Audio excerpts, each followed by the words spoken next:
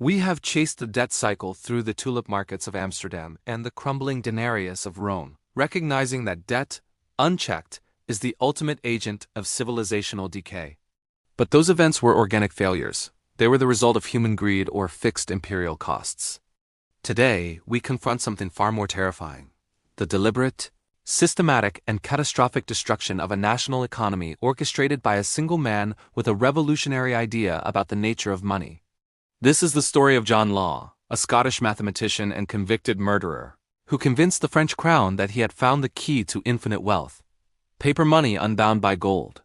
His great scheme did indeed erase France's crushing national debt, but it achieved this through a hyperinflationary explosion that wiped out the savings of every major family in the kingdom, setting the definitive global precedent for central bank failure and the disaster of fiat currency. What happened in Paris between 1716 and 1720 is the historical proof that money is trust. And when that trust is printed to oblivion, the economic foundation of a nation turns to dust. To understand why France embraced a foreign gambler's scheme, we must look at the desperation of its starting position. When Louis XIV, the Sun King, died in 1715, he left behind a magnificent palace, a glorious army, and an economy on the brink of collapse. The long wars, especially the War of the Spanish Succession, had left the national debt so immense that the annual interest payments alone exceeded the total national revenue. The state was functionally bankrupt, unable to pay its soldiers or its creditors. Creditors who held the government's IOUs were forced to accept massive discounts. France was a nation choking on its own silver and gold-backed currency. The metallic standard was too restrictive to fund the required spending. This environment of acute fiscal crisis was the perfect petri dish for John Law's radical theories. Law's core idea was brilliant, simple, and utterly seductive to the desperate regent of France, Philip II, Duke of Orleans. Law argued that gold and silver were arbitrary constraints on trade. Money, he posited, was merely a medium of exchange, and a nation's wealth was its productive capacity, not its bullion reserves. Therefore, a government could use paper money, backed by the nation's land, people, and future production to stimulate growth and pay down debt simultaneously. Law proposed the creation of the Banque Générale in 1716, the very first central bank in France. The bank's initial purpose was simple: it issued paper banknotes redeemable in silver coin. Because Law's paper notes were efficiently managed and held their value better than the state's chaotic silver coinage, they gained immediate public confidence, but Law's ambitions grew exponentially. The scheme's engine was the Mississippi Company, formerly the Compagnie d'Occident. Law merged the bank, the Royal Mint, and all French foreign trading companies into this single enormous conglomerate. The company was given the exclusive right to trade and exploit the vast uncharted territory of Louisiana. The genius and the con was that investors could buy shares in the Mississippi Company, using the French government's worthless old debt certificates. This instantly transformed the bad sovereign debt into high-demand equity, backed by the promise of North American gold and furs. This merger was the tipping point. The public frenzy was instantaneous and unprecedented. The price of Mississippi shares soared as John Law continuously leveraged the asset. The government issued more paper notes from the Banque Générale to buy more shares of the company, which drove the share price higher, which justified printing more money. This was a perpetual monetary motion machine, a debt-fueled Ponzi scheme disguised as state finance.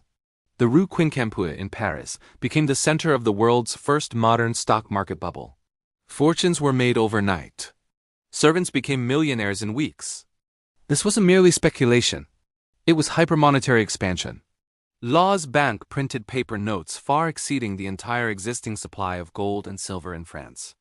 The collapse, when it arrived in 1720, was swift, brutal, and total.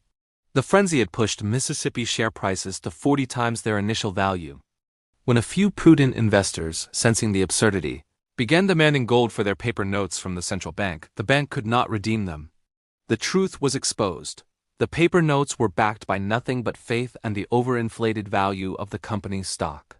The realization that Law's paper money was not a bridge to wealth, but a direct route to financial ruin caused a mass, violent panic. Law attempted to fix the panic with arbitrary government decrees. He tried to legally reduce the value of the banknotes and make it illegal to hold large amounts of gold. These desperate measures only accelerated the loss of trust. The value of the paper currency collapsed, leading to hyperinflation that wiped out the life savings of everyone who had held Law's notes. The debt was indeed paid, but it was paid by destroying the entire nation's monetary system and the wealth of its citizens. The legacy of John Law is profound. He was a pioneer who correctly identified the power of central banks, but he tragically demonstrated the catastrophic danger of unconstrained fiat money. His failure created a deep, permanent fear of paper money in France, setting back the nation's financial development for decades. The lesson for us is simple. When a central authority merges itself with speculative ventures and attempts to solve sovereign debt through endless printing, the result is not economic liberation but a rapid, trust-shattering, hyperinflationary collapse.